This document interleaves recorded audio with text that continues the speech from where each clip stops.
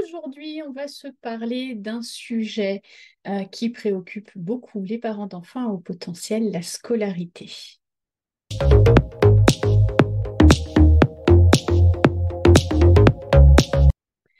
Bienvenue dans ce nouvel épisode, Séverine Guy avec vous aujourd'hui pour vous parler justement de haut potentiel et de scolarité. Alors, durant cet épisode, on va plonger dans plusieurs aspects cruciaux de la scolarité pour les enfants à haut potentiel. On va parler des défis spécifiques que ces enfants rencontrent en milieu scolaire. On va se parler des différentes manières, des différentes options de scolarité qui s'offrent à vous, et puis aussi des stratégies pour aider votre enfant à réussir à l'école. Et bien sûr, je répondrai à quelques questions que vous m'avez posées, que ma communauté m'a posées. Alors, surtout si vous êtes dans la même situation que les parents qui m'ont envoyé ces questions, justement, restez avec moi parce que cet épisode, il va vraiment être bourré d'informations utiles que vous ne voudrez pas manquer. Alors, si vous êtes parent d'un enfant au potentiel, vous savez que la scolarité, ça peut être un véritable casse-tête. Ok, on va pas se mentir, la scolarité des enfants à haut potentiel, c'est quelque chose souvent de compliqué. Et puis, ça fait partie, je pense, des plus nombreuses questions que je reçois dans ma boîte mail. Pourquoi c'est si compliqué? Il y a plusieurs raisons à ça. D'abord, la scolarité des enfants à haut potentiel, elle est difficile en lien avec le seul trouble lié directement au haut potentiel qui est la dysynchronie. C'est quoi la dysynchronie? La dysynchronie, c'est le fait que votre enfant n'évolue pas dans les différents domaines de compétences de la même manière. Je vais essayer d'être plus claire. Les enfants classiques suivent un chemin de développement plutôt homogène. Ils parlent plus ou moins vers tel âge, ils marchent plus ou moins vers tel âge. Ils acquièrent tous des compétences assez similaires d'un enfant à l'autre, plus ou moins au même âge. Ok, il y a cette homogénéité du développement des enfants. Les enfants à haut potentiel, eux, ils ont un développement qui est disynchronique. Ça veut dire que ils vont développer peut-être des compétences au niveau du langage très vite, plutôt très tôt, pour certains enfants, pas pour tous, mais pour certains enfants très tôt. Et puis, ils vont être presque un petit peu par rapport à d'autres enfants de leur âge, si on est dans de la comparaison, ils vont marquer peut-être un retard en psychomotricité. Ou alors, à l'inverse, certains enfants à haut potentiel vont être des enfants très moteurs et vont avoir développé de nombreuses compétences psychomoteurs à un niveau assez élevé et puis vivre comme un petit retard au niveau du langage. D'accord? Leur évolution à eux n'est pas homogène. Ils développent des compétences dans certains domaines de manière parfois surprenante, et puis dans d'autres, on a l'impression qu'ils sont en retard. En vrai, il n'y a pas de retard, hein, puisque c'est la normalité du développement d'un enfant à haut potentiel. On n'est plus dans la même normalité qu'avec des enfants normaux pensants. Leur normalité à eux, c'est de se développer de manière complètement hétérogène et donc de développer des compétences dans certains domaines et puis beaucoup moins dans d'autres. Pourquoi est-ce que ça, c'est compliqué dans la scolarité? C'est compliqué dans la scolarité parce que les enfants au potentiel vont peut-être avoir un potentiel intellectuel qui va être important et donc peut-être s'ennuyer en classe parce qu'ils ont déjà développé certaines compétences ou qu'ils ont déjà compris certaines notions, mais à côté de ça, peut-être que dans leurs relations sociales, c'est encore très compliqué. Ou peut-être que dans leurs défis émotionnels, ils sont pas tout à fait au niveau des autres enfants dans l'évolution de la gestion de leurs émotions.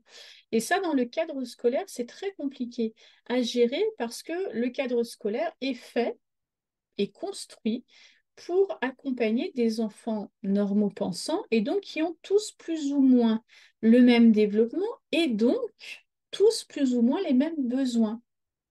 Et là, tout d'un coup, votre enfant, dans le cadre scolaire, lui, n'a pas forcément les mêmes besoins puisque son développement n'est pas tout à fait le même. Donc, on voit déjà comment cette dysynchronie peut rendre les choses compliquées dans le cadre scolaire. Ensuite, dans le cadre scolaire, il y a un élément très important, c'est l'ennui des enfants à haut potentiel. Certains enfants à haut potentiel apprennent plus vite que les autres enfants, hein. Vous avez des enfants qui entendent une fois une notion et puis c'est bon pour eux. Ou ils ont la sensation que c'est bon pour eux. C'est pas toujours vrai, hein, mais en tout cas, ils ont eu cette sensation que ça y est, c'est bon, ils ont compris. Et dans le cadre scolaire, quand il y a 27 enfants, 30 enfants, 32 enfants, eh bien, le rythme d'apprentissage est conçu pour la majorité des enfants. Et donc, les enfants au potentiel, souvent à l'école, s'ennuient. Qu'est-ce que fait un enfant au potentiel qui s'ennuie? Ben, il pense. Et les enfants au potentiel, en général, quand ils pensent, c'est rarement à des trucs très fun. C'est plutôt à la dispute du matin avec papa et maman, c'est plutôt au réchauffement climatique, c'est plutôt à des grandes questions existentielles sur la vie, sur la mort. Et ça va générer de l'angoisse chez les enfants au potentiel. C'est pour ça que l'ennui est une source d'anxiété chez ces enfants-là.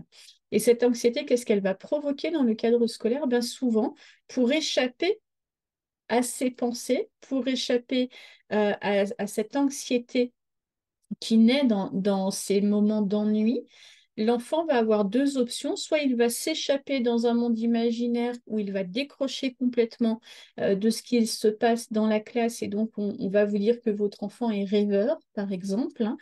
Il va décrocher et regarder par la fenêtre et puis, vous savez, c'est ce poème qu'on apprend à l'école, là, mais ça va être vraiment ça, il va décrocher et partir dans ces mondes imaginaires, dans ces histoires, etc., etc. Mais il n'est plus là. Ou alors il va rester là, mais il va s'agiter. On va parfois confondre un trouble de l'attention avec hyperactivité, avec simplement l'expression de l'ennui des enfants à haut potentiel. Il va s'agiter, il va créer du mouvement pour lutter contre cet ennui et s'éviter de penser. Donc on voit bien que dans le cadre scolaire, bah, ce n'est pas quelque chose de très simple à accompagner et à gérer pour les enseignants qui ne sont là pour la plupart pas formés à ça. Ensuite, euh, bah, malheureusement, dans les établissements scolaires, les enseignants ne sont pas formés aux besoins spécifiques des enfants à haut potentiel. Certains le sont, et lorsqu'ils le sont, c'est sur leur temps personnel, je tiens vraiment à le préciser, puisque moi, dans ma formation professionnelle, hein, j'accompagne différents professionnels à se former aux spécificités de l'accompagnement des enfants à haut potentiel. Et j'ai régulièrement des professeurs des écoles, des maîtres et des maîtresses, peu importe comment on les appelle. Et quand ils viennent se former à ces spécificités, eh bien, c'est sur leur temps personnel et c'est sur leur budget personnel aussi. Mais on voit bien que ben, il n'y a pas de volonté globale dans le système scolaire de former les enseignants à cette particularité qu'elle est au potentiel et aux besoins spécifiques des enfants au potentiel. Et donc, bah, comme le personnel, comme les adultes ne sont pas formés, eh bien, l'enfant ne voit pas ses besoins satisfaits. Et donc, bah, il ressent beaucoup de frustration, d'injustice, il se sent incompris. Et donc, dans les relations avec les adultes, avec les enseignants, bah, ça va mettre l'enfant en difficulté. Autre élément qui vient générer de la difficulté dans le cadre scolaire, bah, c'est l'hypersensibilité des enfants au potentiel, hein. Je vous rappelle que tous les enfants au potentiel sont des enfants hypersensibles. Je vous renvoie aux études du docteur Revol, Fanny Nussbaum et Dominique Sapé-Marinier dans leur livre Les phylocognitifs. Tous les enfants au potentiel sont des enfants hypersensibles ce qui signifie pour eux qu'ils vont être plus facilement affectés par les remarques des enseignants, par les échecs dans leurs travaux scolaires, par l'ambiance même de la classe, par les stimulations du contexte scolaire. OK? Et puis, dernière chose qui vient rendre l'adaptation scolaire d'un enfant au potentiel parfois compliquée, bah, c'est la pression et c'est les attentes. Il y a souvent des attentes très élevées des parents ou des enseignants sur les enfants au potentiel, parce que vous savez, on a cette tendance à penser que il a le potentiel. Pourquoi il n'est pas premier de la classe? Les enseignants pensent ça, et puis certains parents aussi pensent ça.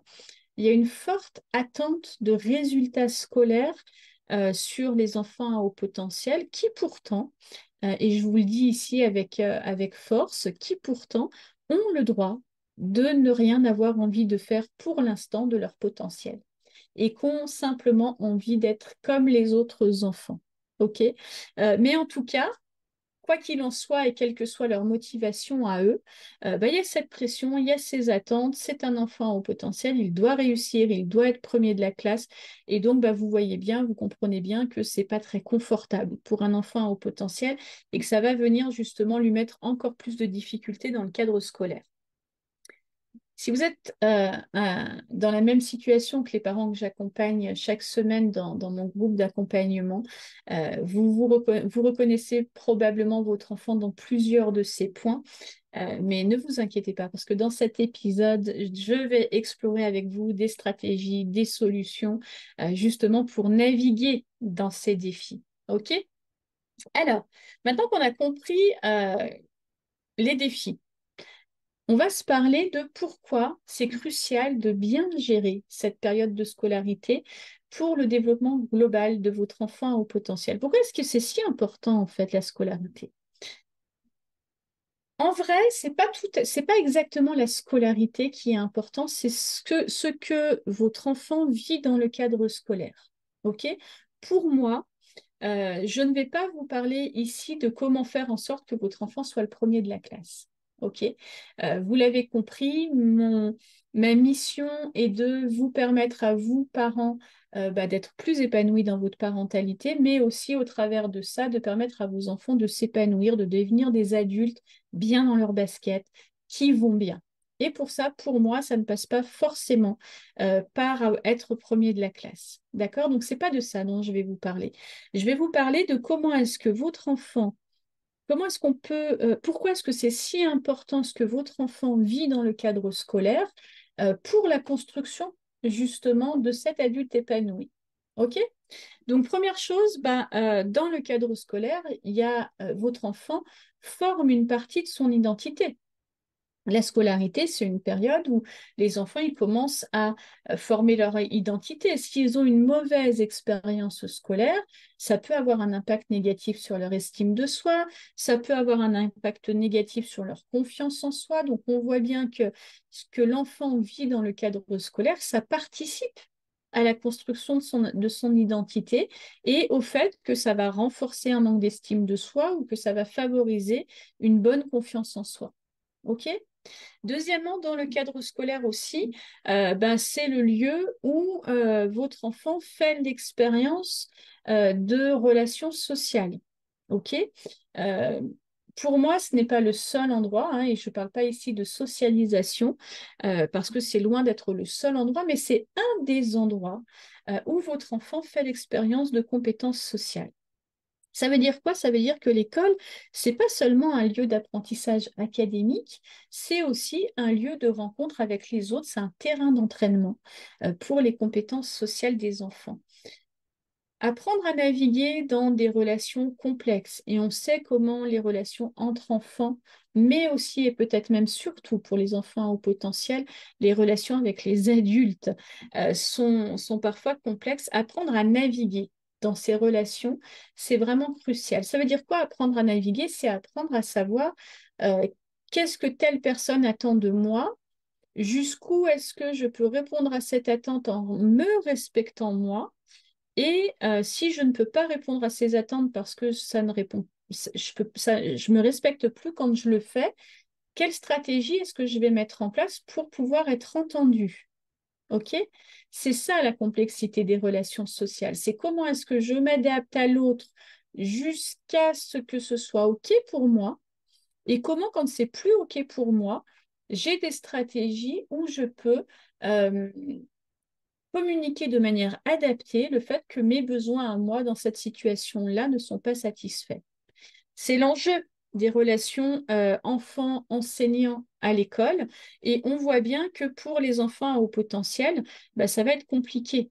OK? Ou en tout cas, c'est une compétence à développer. Donc, si dans le cadre scolaire, votre enfant n'arrive pas à développer cette compétence, ça risque d'être compliqué pour la suite de son parcours d'adulte. Ensuite, dans le cadre scolaire, les défis émotionnels et sociaux, on vient de s'en parler, hein, euh, que les enfants rencontrent, ils sont nombreux, mais c'est aussi des opportunités d'apprentissage pour la gestion des émotions. Comment je fais quand je me sens très en colère, quand je suis très frustrée, quand je ressens beaucoup d'injustice, comment je fais pour le gérer et pour faire en sorte d'être entendue, encore une fois. C'est une compétence qui va leur être utile toute leur vie. OK? Euh, vous devez comprendre que le cadre scolaire, l'école, quel que soit dans le monde, dans l'endroit du monde où vous êtes aujourd'hui, c'est pas le cadre scolaire qui va s'adapter aux besoins de votre enfant. C'est une illusion de penser ça. OK? Donc, je ne vais pas vous encourager dans cette illusion-là parce qu'elle ne va pas vous aider, elle ne va pas vous aider votre enfant. L'idée, c'est comment est-ce que vous allez pouvoir, vous, accompagner vos enfants pour qu'ils s'adaptent suffisamment au cadre scolaire pour en retirer une expérience qui soit enrichissante pour eux, sans pour autant renier leur spécificité, sans pour autant avoir besoin de se fondre dans le moule et donc de créer des blessures, des incompréhensions, des sentiments d'injustice qui vont être importantes. C'est ça l'enjeu en vrai de la scolarité des enfants à haut potentiel. Quatrième élément que je voulais vous partager sur pourquoi est-ce que c'est important d'accompagner vos enfants à avoir une bonne expérience de la vie scolaire, parce que ça les prépare pour l'avenir et pas uniquement, encore une fois, d'un point de vue académique, d'un point de vue des apprentissages. Ça va préparer vos enfants à la vie professionnelle, à leur vie personnelle, la résolution de problèmes, comment je résous un conflit, la gestion du temps, comment est-ce que j'organise mon temps, comment est-ce que je suis capable ou pas de travailler en équipe. Toutes ces compétences-là vont servir à vos enfants dans leur vie d'adulte et les aider à s'épanouir dans leur vie d'adulte. Encore une fois, vous l'avez compris, je ne suis pas en train de vous parler de notes et je ne suis pas en train de vous parler de résultats scolaires. Je suis en train de vous parler de toutes les autres compétences que le cadre de la vie scolaire va permettre à votre enfant d'expérimenter. OK? Et puis enfin, bien sûr, il y a l'épanouissement personnel, hein. Chaque enfant mérite de s'épanouir, de découvrir ses passions, de vivre une enfance qui soit joyeuse et donc une expérience scolaire positive. Ça va vraiment contribuer à cet épanouissement puisque je vous rappelle que pour la plupart des enfants, le cadre scolaire est le lieu dans lequel ils passent le plus de temps dans leur journée, voire même dans leur semaine. OK? C'est quoi les défis? Les défis auxquels sont confrontés les enfants à haut potentiel dans le cadre scolaire. Bon, il y a l'ennui, on s'en est déjà parlé un petit peu au début de cet épisode. Les enfants à haut potentiel ont une forte tendance à s'ennuyer en classe. Il y a euh, cette dysynchronie dont on s'est parlé tout à l'heure, et puis il y a quelque chose dont on ne s'est pas encore tout à fait parlé, ce sont les problèmes de comportement liés à la frustration de l'un de leurs besoins. Un des grands défis de votre enfant à l'école n'est pas d'avoir bien fait ses devoirs ou d'avoir bien répondu à sa leçon. Un de ces grands défis, c'est comment est-ce que je peux exprimer ma frustration, ma colère, mon sentiment d'injustice euh, par autre chose qu'un comportement qui va être pénalisant pour moi. Votre job de parent, c'est vraiment celui-ci, c'est d'accompagner votre enfant à gérer les situations dans lesquelles il ne se sent pas compris, dans les situations dans lesquelles il se sent frustré, toutes les situations qui amènent des comportements qui ne sont pas adaptés au cadre de la vie scolaire. Ça veut dire quoi? Ça veut dire qu'on ne va pas accompagner nos enfants à refouler. On ne va pas non plus accompagner nos enfants à se fondre dans la masse. On ne va pas chercher à leur couper les ailes, on ne va pas chercher à faire rentrer un rond dans un carré. OK? Bien sûr que non. Je milite activement pour le respect des besoins spécifiques des enfants au potentiel, des besoins spécifiques et individuels des enfants à haut potentiel, mais aussi pour le respect de leurs besoins. OK? Mais pour autant, Pour autant, une fois qu'on a dit ça, on ne peut pas nier le fait que le choix des comportements que votre enfant adopte quand il se sent frustré, quand il se sent incompris, quand il s'ennuie, quand il fait face à des défis quels qu'ils soient dans la vie scolaire, ce choix de comportement ne peut pas aller à l'encontre d'une vie en collectivité. Alors du coup, comment on fait ça? Comment on fait pour accompagner son enfant à c'est OK que tu trouves ça injuste, mais c'est pas OK que tu aies ce comportement-là. Ben, c'est ça en fait. C'est comment vous, comme parent, vous allez pouvoir valider le fait que oui, ça c'est injuste. Oui, cette punition, elle n'a pas de sens. Oui, ce cours, il n'est pas intéressant. Oui, apprendre par cœur, ça sert à rien. Oui, les devoirs, c'est pénible. Validez avec votre enfant que le cadre scolaire, dans plein de domaines, ne répond pas aux besoins spécifiques de votre enfant, mais comment vous allez l'accompagner à lui permettre de développer des compétences, des nouvelles compétences, entre autres en communication, qui va lui permettre de faire de meilleurs choix de comportement pour augmenter ses chances que ses besoins soient satisfaits. Parce que ce qui se passe quand votre enfant adopte des comportements qui ne sont pas adaptés dans le cadre scolaire, ce qu'il se passe, c'est que ses besoins ne sont toujours pas satisfaits et vont l'être même de moins en moins parce qu'il va être étiqueté comme le coléreux, celui qui fait des crises, celui qui agresse, celui qui est jamais content, et on va de moins en moins l'écouter. L'idée, c'est comment est-ce que comme parent, je peux aider mon enfant à augmenter ses chances d'être entendu. Et ça va passer aussi par comment est-ce que je peux le responsabiliser davantage, et ce, quel que soit son âge, sur son choix de comportement. OK? Quand on scolarise un enfant, on a trois options. Pour scolariser un enfant, on a l'école traditionnelle avec les adaptations que ça demande aux enfants, dont on s'est parlé dans cet épisode. On a les écoles spécialisées pour enfants à haut potentiel et puis on a l'instruction en famille. J'aimerais vous parler rapidement de ces trois options. L'école traditionnelle, vous l'avez vu, euh, c'est un choix qui va avec le fait d'accompagner votre enfant à mettre de la conscience sur ses comportements, à prendre la responsabilité, à développer des compétences, etc. Et donc, c'est euh, pour moi bien accompagné. C'est vraiment un cadre intéressant pour l'adaptation à sa vie d'adulte. OK? Les écoles spécialisées pour enfants à haut potentiel, en toute transparence, je n'ai ni retour ni expérience de ces écoles, donc je ne saurais pas tellement vous dire, avoir un avis là-dessus, hormis que, mais peut-être que c'est une croyance de ma part, j'ai la sensation que de regrouper des enfants au fonctionnement spécifique dans un même lieu ne leur permet pas de s'adapter à l'extérieur. Mais peut-être que c'est une croyance. Je garde ça pour moi. Je prends en tout cas cette responsabilité-là et n'hésitez pas à me partager dans les commentaires si vous avez, vous, l'expérience de ce type d'école et si c'est une croyance que j'ai, venez me le dire et venez me dire que je me trompe sur ce type d'école. Et puis, vous avez l'instruction en famille qui est un espace dans lequel les parents, comme c'est mon cas, instruisent leurs enfants avec le souci, malgré tout, de leur faire vivre des expériences à l'extérieur de la maison pour leur permettre justement de développer toutes les compétences dont on a parlé tout à l'heure. C'est quoi le bon choix? Ben, il n'y a pas de bon choix. Laissez-moi vous dire qu'il n'y a pas de bon choix. Pourquoi il n'y a pas de bon choix? Parce que chacun des choix de scolarisation vient avec des contraintes spécifiques.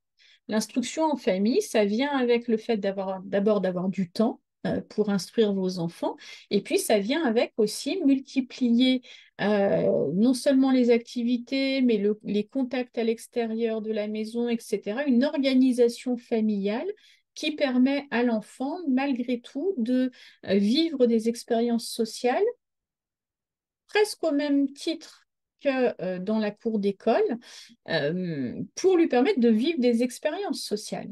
D'accord? L'avantage de l'instruction en famille, c'est que ces expériences sociales vont être plus choisies, c'est-à-dire qu'elles se font la plupart du temps avec des groupes de parents et d'enfants, et ils sont très nombreux dans chaque région qui font eux aussi l'instruction en famille. Et donc, les enfants vont rencontrer régulièrement d'autres enfants et vont être confrontés à des expériences sociales diverses et variées avec des enfants d'âges divers et variés. C'est quoi ce qui est compliqué dans l'instruction en famille? Ben, je vous l'ai dit, c'est le temps à consacrer à l'apprentissage, c'est d'avoir la double casquette parents et enseignants, et puis c'est d'avoir des contrôles tous les ans de l'inspection académique et donc de devoir justifier de l'instruction de ses enfants tous les ans. OK? L'école traditionnelle, ben, ses avantages, c'est que vous déléguez l'instruction de votre enfant. Vous n'avez normalement pas à vous soucier de la partie instruction. J'insiste là-dessus. L'instruction revient aux enseignants. Mais par contre, vous avez ce travail à faire d'accompagnement en termes d'adaptation au cadre de la vie scolaire, du développement des compétences de votre enfant et de comment est-ce que, il peut s'adapter et non se suradapter au cadre de vie scolaire sans pour autant se couper les ailes. Il y a des avantages et des inconvénients aux deux. Donc, à vous de voir quels inconvénients est-ce que vous préférez. C'est un peu ça. Parfois, il y a pas, parfois vous n'avez pas le choix, hein, j'entends aussi ça. Parfois, il n'y a pas de choix.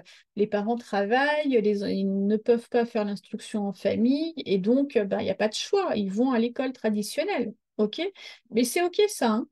C'est juste que il faut avoir conscience qu'il n'y a pas de système idéal pour les enfants à haut potentiel. Il n'y a que des systèmes dans lesquels ça va être l'opportunité. J'ai vraiment envie que vous ressortiez de cet épisode avec cette idée-là. Comment est-ce que vous pouvez transformer les défis de la vie scolaire de votre enfant en opportunité d'apprentissage? Si vous arrivez à faire ça, vous avez gagné. OK? Alors, euh, pour favoriser malgré tout une bonne expérience de la vie scolaire des enfants à haut potentiel, je vais vous inviter d'abord à travailler avec les enseignants, avec le personnel scolaire. Ça veut dire quoi? Ça veut dire d'avoir une communication, une ouverture avec le personnel scolaire. Allez-y avec des questions et pas avec des réponses. N'arrivez pas en disant je sais de quoi mon enfant a besoin et pourquoi vous ne le mettez pas en place. J'ai envie de vous projeter dans votre propre job, dans vos propres travails. Si quelqu'un de l'extérieur arrivait en vous disant mais comment tu fais ton boulot, tu ferais mieux de le faire comme ça. Je doute que vous ayez très envie de l'entendre. En tout cas, moi, j'aurais pas du tout envie de l'entendre. OK? Par contre, si quelqu'un arrive en vous disant, OK, j'observe ceci ou cela, qu'est-ce qu'il serait possible de mettre en place? Là, déjà, je me sens valorisée dans mon domaine de compétences, je me sens respectée dans mon domaine de compétences, et donc j'ai déjà plus envie d'aller répondre, d'aller écouter, d'aller entendre et d'avoir une communication avec les personnes. Donc, favoriser la communication, mais vraiment en mode on va travailler ensemble, en mode j'ai besoin de vous et pas en mode je viens vous dire ce que vous devriez faire.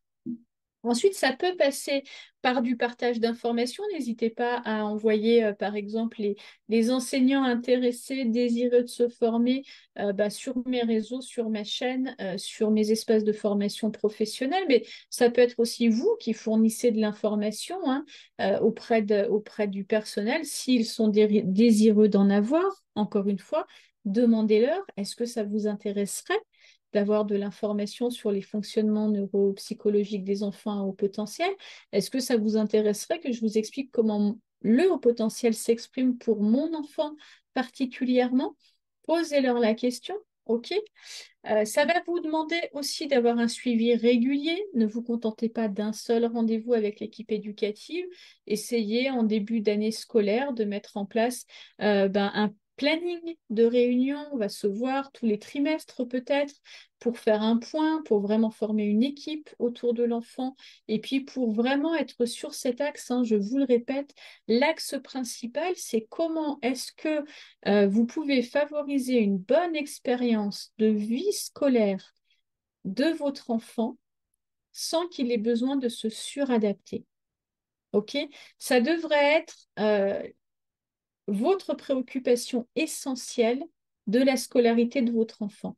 Vous inquiétez pas pour ses apprentissages, ses notes, etc. C'est un truc dont il a les compétences. Donc, si son vécu social, émotionnel, relationnel, son vécu, son expérience de la vie scolaire est bonne, ses résultats scolaires iront avec.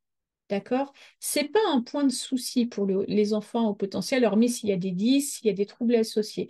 Mais sans troubles associés, c'est pas un souci, ça. C'est pas là où vous devez porter votre attention, en tout cas. OK?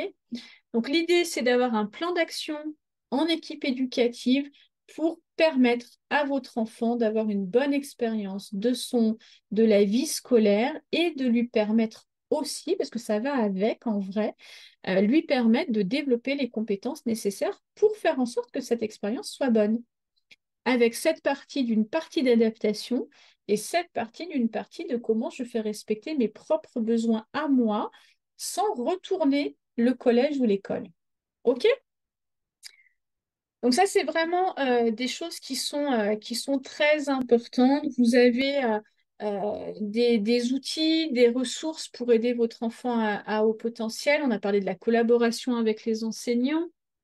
J'ai envie de vous parler aussi d'un sujet qui me tient à cœur, hein, et je suis sûre que vous êtes dans cette situation-là parce que dans mon groupe d'accompagnement, c'est une situation qui revient très souvent. Vous avez besoin d'outils, de conseils, donc vous allez en trouver sur mon blog. Je vous remets le lien de mon blog dans la description de comment est-ce qu'on fait pour accompagner un enfant à haut potentiel à s'épanouir. Les groupes de soutien sont vraiment très importants parce que ça permet de ne plus se sentir seul comme professionnel, comme parent d'enfant au potentiel. Ça permet de prendre un temps régulier dans son emploi du temps pour penser sa parentalité et donc prendre des décisions qui soient plus raisonnées, plus efficaces, plus pertinentes dans l'accompagnement de vos enfants. Donc, je vous encourage vraiment à rejoindre un groupe de soutien, que ce soit le mien, un autre, peu importe, mais en tout cas, euh, je propose moi un groupe de soutien bimensuel, donc ça veut dire 2 fois par mois, avec des parents dans lesquels on aborde tout un tas de situations avec cette stratégie et cette envie de vous permettre à chacun de trouver vos propres solutions. OK? Donc, si ça vous intéresse, c'est pareil, je vous mets le lien dans la description de ce podcast ou de cette vidéo. Et puis, bien, je vais vous encourager aussi pour vos enfants à trouver des activités extrascolaires qui les passionnent, une ou deux, OK? Ne surchargez pas vos enfants d'activités extrascolaires. Laissez-leur du temps pour s'ennuyer. Laissez-leur du temps pour être des enfants, simplement. C'est vraiment important pour les enfants au potentiel. Euh, L'idée, hein, ça va être vraiment en dehors de l'école, de chercher qu'est-ce qui peut nourrir l'épanouissement de votre enfant. Et ben ça va passer aussi. On l'a vu par tout un tas de compétences qu'on va avoir besoin de transmettre à nos enfants, d'accompagner notre enfant à développer. Et ça va aussi passer par comment le faire. Ok, donc par une réflexion, une conscience de qui vous êtes comme parent, de quels sont vos objectifs aujourd'hui pour votre enfant, de comment est-ce que vous avez, de quel plan est-ce que vous avez un plan pour favoriser l'épanouissement de votre enfant ou est-ce que vous êtes dans le coup par coup? Moi, je vous conseille vraiment d'avoir un plan personnalisé avec qui vous êtes comme parent, qui est votre enfant, son caractère, son tempérament, comment s'exprime son haut potentiel, et puis quels sont ses défis aujourd'hui, quels sont vos objectifs, les siens. Vraiment d'avoir un plan de match, ok, pour favoriser l'épanouissement de votre enfant. Bien sûr, c'est très important, vos choix parentaux, votre accompagnement parental est bien plus important que le fait que votre enfant vive de la frustration à l'école. Euh, L'important n'est pas que votre enfant vive de la frustration à l'école. L'important, c'est qu'est-ce que vous allez en faire comme parent de cette frustration. Est-ce que vous allez vous en saisir pour euh, permettre à votre enfant de développer une compétence? Est-ce que vous allez plutôt partir au combat du système scolaire et je vous le dis, c'est inutile, ça sert à rien. Vous allez perdre votre énergie. ok? Mais certains parents vont avoir cette tendance à partir au combat, comme Don Quichotte, pour changer le système scolaire.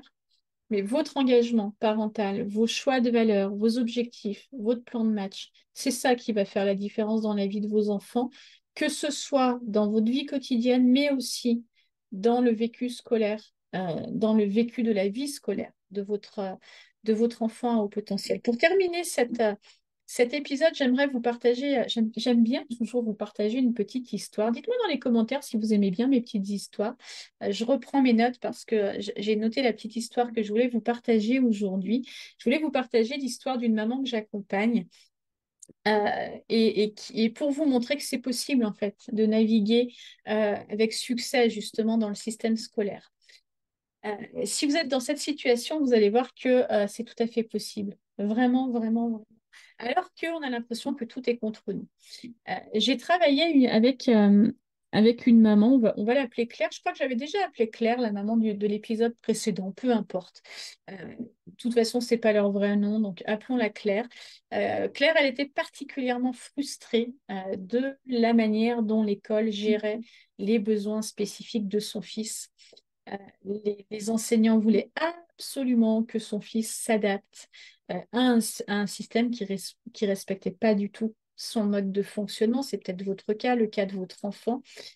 Alors cette maman, elle était vraiment fatiguée parce que bah, ça. Pourquoi c'est fatigant aussi pour les parents, hein. Bah, c'est aussi parce que quand un enfant était frustré tout au long de la journée, en général, les crises, elles sont à la maison le soir, hein. Ok? C'est pas uniquement la douleur de savoir que son enfant vit des moments difficiles dans la journée, même si elle existe, cette douleur-là. Mais aussi, c'est aussi de récupérer toute la frustration de la journée. Donc, cette maman, elle était vraiment épuisée. Et puis, ben, on a travaillé ensemble dans mon groupe d'accompagnement, justement, et on a élaboré justement un plan d'action. On a élaboré un plan d'action. Et donc, cette maman, elle a eu le courage, elle a pris le courage, parce que ça demandait vraiment du courage, de demander un rendez-vous avec les enseignants, avec le personnel scolaire aussi, pour discuter des besoins de son fils. Elle leur a parlé de son fils, elle leur a partagé des ressources, elle les a envoyées sur mon blog, sur ma chaîne YouTube, sur mon podcast, comme un peu des bouteilles à la mer, en se disant peut-être que quelqu'un va se saisir de ça, et puis bah, ce sera toujours ça de gagner, s'il ne serait-ce qu'il y ait un adulte qui comprenne mieux les besoins spécifiques de mon fils dans sa vie scolaire, ce sera déjà gagné. Mais le changement le plus significatif, en vrai, il n'a pas eu lieu dans le cadre scolaire. Il a eu lieu à la maison. Claire et son fils, ils ont travaillé ensemble avec moi, avec le plan d'action qu'on avait mis en place, pour trouver un mode de fonctionnement qui lui permettrait de s'épanouir dans ses apprentissages sans se mettre les professeurs à dos. OK? Ça revient à ce que je vous ai dit au cours de cet épisode. Comment est-ce que vous pouvez accompagner votre enfant à s'adapter suffisamment tout en se respectant et sans se mettre les profs à dos, justement. Donc, cette maman, on a d'abord ensemble défini ses attentes, ses valeurs, avec quoi elle était d'accord de l'école. C'est quoi les trucs qui étaient OK pour elle, et puis c'est quoi les trucs où elle n'était pas d'accord, auxquels elle voulait plus accorder d'importance, et puis ses attentes hein, aussi autour de la scolarité de ses enfants. Et on a exploré différentes méthodes d'apprentissage à la maison. On a testé les cartes mentales, on a testé la transformation des leçons en BD, puisque cet enfant aimait beaucoup dessiner et faisait de la BD. Euh, et on a finalement trouvé des trucs qui fonctionnaient pour lui. Et le résultat, bah, c'est qu'aujourd'hui, cet enfant, il est beaucoup plus heureux à l'école. Et les enseignants ont commencé à remarquer et même à apprécier ses qualités. Puisqu'à la maison, on a adopté une autre stratégie pour aborder la scolarité, cet enfant n'a plus besoin d'être explosif à l'école, ok, puisque d'abord il se sent soutenu à la maison, mais aussi parce que il a compris certaines choses. On lui a transmis certaines explications, on lui a expliqué comment tout ça fonctionnait et on a cherché avec lui comment il pouvait s'y adapter sans pour autant renier ses besoins spécifiques. Donc aujourd'hui, il vit dans une vie scolaire plutôt agréable, avec des hauts, des bas, comme tous les enfants, hein, c'est pas linéaire. Mais globalement, il a une expérience de vie scolaire qui est plutôt agréable. Et comme il n'explose plus, il peut montrer ses talents, il peut parler de ses passions, il peut expliquer ses besoins. Et les professeurs sont vraiment plus à même de l'entendre. OK? Et puis, cette maman, elle se sent, elle me partageait il n'y a encore pas très longtemps qu'elle se sentait vraiment entendue, respectée en tant que parent, et qu'elle était convaincue d'avoir fait le bon choix avec son fils. Alors oui, ça lui a demandé de l'engagement. Oui, ça a pris de passer par un accompagnement pour mettre de la clarté sur tout ça, pour définir un plan d'action, etc., etc. Mais avec le bon soutien, n'importe lequel d'entre vous qui est en train d'écouter cet épisode, pouvez faire de la vie scolaire de votre enfant un espace d'apprentissage et même un espace d'épanouissement. OK? Allez, on passe maintenant aux questions fréquemment posées. Je vous invite encore une fois à me poser vos questions dans les commentaires de cette vidéo pour que je puisse répondre dans le prochain épisode. Et puis, par ici, je vous remettrai le lien pour que vous puissiez télécharger mon nouvel e-book, les 5 stratégies clés pour comprendre et accompagner les enfants à haut potentiel. C'est un e-book gratuit. Vous allez par là même rejoindre ma newsletter et donc avoir encore plus de contenu régulier. Donc, n'hésitez pas, il va être par là. OK. Alors, les questions. Question fréquemment posée, est-ce que je peux vraiment faire une différence dans la manière dont l'école traite mon enfant à haut potentiel? Oui, vous ne pouvez pas faire une différence dans l'école. Vous pouvez faire une différence dans votre manière de concevoir l'expérience scolaire de votre enfant et donc dans les stratégies que vous allez mettre en place à la maison avec votre enfant vont avoir un impact sur son expérience dans la vie scolaire. Donc, non, dans l'école, vous ne pourrez rien changer. OK.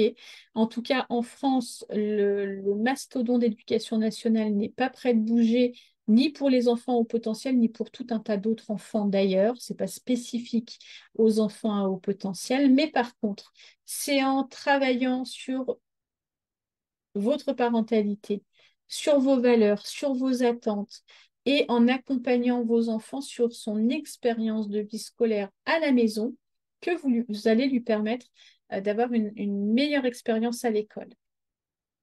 Ensuite, comment puis-je convaincre les enseignants de prendre en compte les besoins spécifiques de mon enfant? Vous ne le pouvez pas. Alors, c'est vrai, oui et non, ce que je suis en train de vous dire. Vous devez savoir qu'en France, en tout cas, il existe dans chaque académie des référents EIP, élèves intellectuellement précoces. C'est moche, hein. Ça résume, ça dit rien des enfants au potentiel, mais c'est comme ça que ça a été appelé. Donc, il y a des référents EIP dans chaque académie en France. Donc, contactez l'académie de votre région, demandez à être en contact avec le référent EIP. Qu'est-ce qu'ils font, ces référents? Ils vont prendre contact avec l'établissement dans lequel vos enfants sont scolarisés et venir faire de l'information auprès des enseignants, auprès des équipes éducatives pour favoriser la prise en compte des besoins spécifiques des enfants à haut potentiel. Ceci étant dit, euh, ne perdez pas de temps à essayer de faire changer les enseignants, à essayer de faire changer le système. Le système, quel qu'il soit, mais ce sera pareil dans la vie professionnelle de vos enfants, hein. Le système, il ne va pas s'adapter à votre enfant, hein. Arrêtez, ne perdez plus de temps avec cette croyance-là. Ça n'arrivera pas. C'est peut-être violent, hein, que je vous dise ça comme ça, mais ça n'arrivera pas. Mettez votre énergie ailleurs, à quelque chose dans quelque chose qui soit vraiment efficace. Mettez votre énergie à comment je peux mieux répondre aux besoins spécifiques de mon fils à la maison. Parce que s'il a cette base de sécurité-là à la maison, il aura plus de ressources pour s'adapter à l'école. Et puis ensuite, comment est-ce que je peux l'aider à développer des stratégies dans le cadre scolaire? Oui, mettez votre énergie dans l'éducation, dans l'accompagnement de votre enfant, mais arrêtez d'imaginer que la société va tout d'un coup mettre en priorité de s'adapter à 2 à 5% de la population. Ça n'arrivera pas. OK? Est-ce que je devrais envisager de changer d'école si les choses ne s'améliorent pas? Non. À mon avis, non, puisque vous rencontrerez les mêmes défis ailleurs. Donc, le changement d'école, hein, alors hormis, je ne sais pas, j'ai pas le contexte individuel de la personne qui m'a posé cette question, mais si on prend la question comme ça globalement, non. Non, parce que les défis que vous rencontrez dans cet établissement-là, vous allez les rencontrer ailleurs. La bonne question, c'est quelle stratégie est-ce que je vais adopter pour que ça se passe bien dans celle-là? Je vous assure que c'est une meilleure question à vous poser parce qu'elle va vous apporter beaucoup plus de solutions. OK? On va reprendre les points clés avant de terminer cet épisode. On a abordé aujourd'hui plein de choses sur la scolarité, sur le haut potentiel. On a abordé que le haut potentiel, hein, vous le savez, c'est plus qu'un résultat au test de QI. On a abordé quels étaient les défis des enfants dans la scolarité, mais on a abordé aussi pourquoi c'est tellement important, une bonne expérience de la vie scolaire. OK? Je vous ai donné tout au fil de cet épisode des questions à vous poser, des tips pour mettre un peu plus de clarté pour vous dans cette question de la scolarité. J'espère avoir démonté quelques croyances aussi. Et puis, je vous ai partagé l'histoire de cette maman qui fait partie de mon groupe d'accompagnement et qui vous prouve que c'est possible, hein, que votre enfant navigue bien dans ce système scolaire. J'ai répondu à différentes questions. J'espère vraiment que cette vidéo aura apporté un autre regard sur la scolarité et le haut potentiel, sur les meilleures stratégies que je peux vous inviter à mettre en place dans ce contexte-là, sur les bonnes questions à vous poser dans ce contexte-là. N'hésitez pas à me poser vos questions, à réagir à cette vidéo ou à ce podcast dans l'espace de commentaires, en m'envoyant un mail, en allant voir sur mon blog, de toutes les manières que vous le souhaitez. En tout cas, j'espère vraiment qu'on va pouvoir échanger sur cette question-là. Et puis, ben, je vous donne rendez-vous très prochainement euh, dans un nouvel épisode de cette série Tout savoir sur le haut potentiel. J'espère que vous serez là. À très bientôt.